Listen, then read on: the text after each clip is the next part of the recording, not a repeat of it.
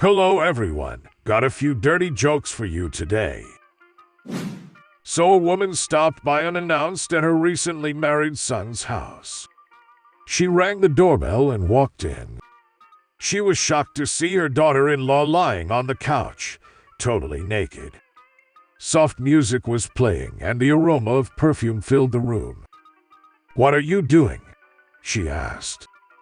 "I'm waiting for my husband to come home from work," the daughter-in-law said. "I'm wearing my love dress." "Love dress? But you're naked," said the mother-in-law. "My husband loves me to wear this dress," she explained. "It excites him to no end. Every time he sees me in this dress, he instantly becomes romantic and ravages me for hours on end. He can't get enough of me." The mother-in-law left. When she got home, she undressed, showered, put on her best perfume, dimmed the lights, put on a romantic CD, and lay on the couch waiting for her husband to arrive. Finally, her husband came home. He walked in and saw her lying there so provocatively. "What are you doing?" he asked. "This is my love dress," she whispered, sensually. "Needs ironing," he said.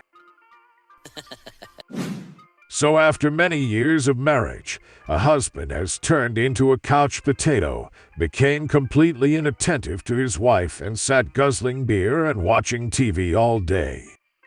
The wife was dismayed because no matter what she did to attract the husband's attention, he'd just shrug her off with some bored comment. This went on for many months and the wife was going crazy with boredom. Then one day at a pet store, the wife saw this big, ugly, snorting bird with a hairy chest, powerful hairy forearms, beady eyes, and dribble running down the side of its mouth. The shopkeeper, observing her fascination with the bird, told her it was a special imported goonie bird and it had a very peculiar trait. "To demonstrate," he exclaimed, "goonie bird. The table." Immediately, the goonie bird flew off its perch and with single-minded fury attacked the table and smashed it into 100 little pieces with its powerful forearms and claws. To demonstrate some more, the shopkeeper said, "Goonie bird. The shelf." Again, the goonie bird turned to the shelf and demolished it in seconds. "Wow," said the wife, "if this doesn't attract my husband's attention, nothing will." So she bought the bird and took it home.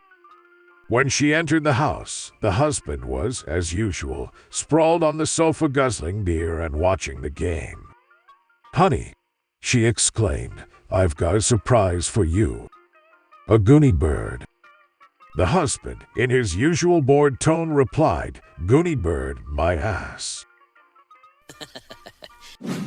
So an American anthropologist has been studying a tribe in Africa by living with them for a year. One day, the chief called him into the chief's hut. The chief sighed. "Well, my friend, it seems that we must ask you to leave." The anthropologist was surprised by this. He thought he had gained the tribe's trust. "Why, what's the matter?" he stammered. "It seems that a woman in our tribe has given birth to a baby." "A white baby," said the chief. The anthropologist began to laugh. "Oh, is that all?" "No, that's just a classic case of albinism. It's caused by inheriting recessive pigment genes and—" The chief didn't look convinced, so he pointed at a nearby flock of sheep. "See those sheep? All of them are white except for that one. It's like that." The chief was silent for a moment and said, "Listen, you don't talk about the sheep, and I won't talk about the baby."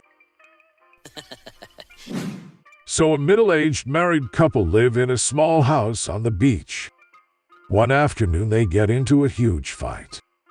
The woman says to the man, "I'm so angry I can't even stand to look at you right now," and hands him a large bucket. "Go down to the beach and fill that bucket up with snails for tonight's dinner," the woman tells her husband, "and once you've done that maybe I'll be able to stand being around you again." The man reluctantly agrees and heads down to the beach with the bucket.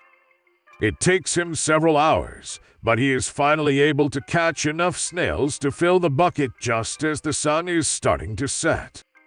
The man gets ready to head back home when he suddenly sees a beautiful young blonde woman walking along the beach.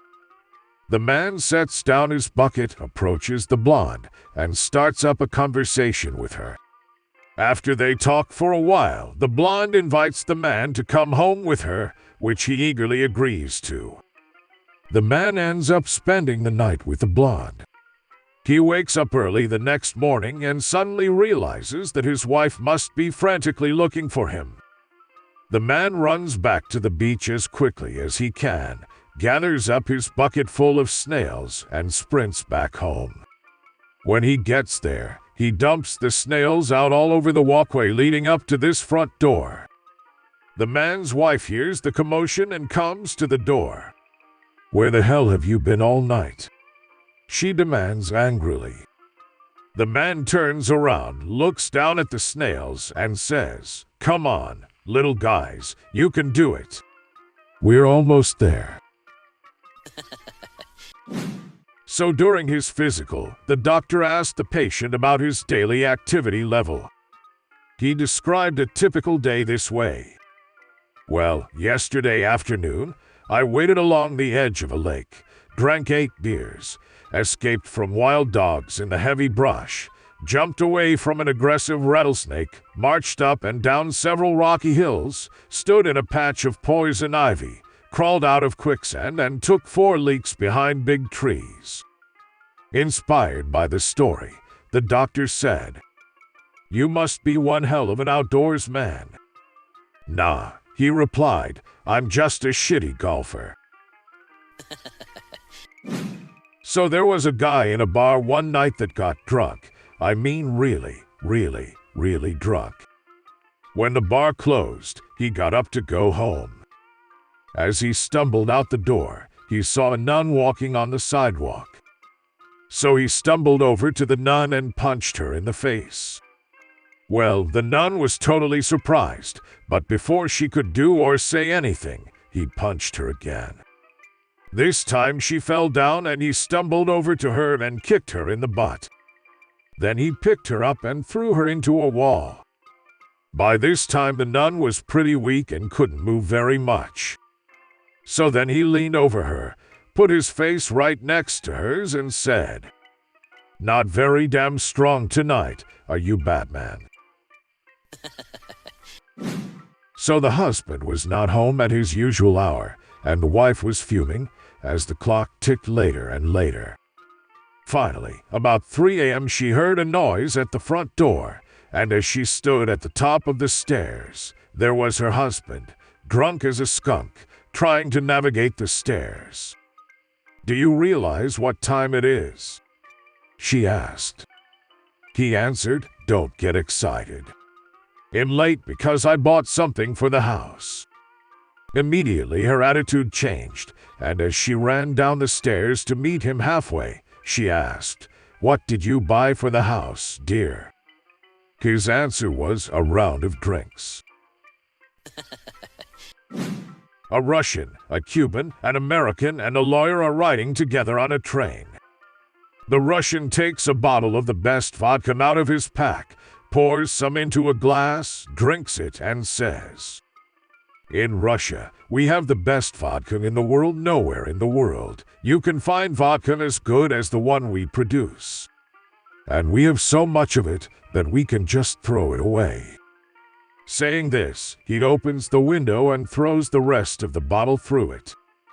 All the others are quite impressed.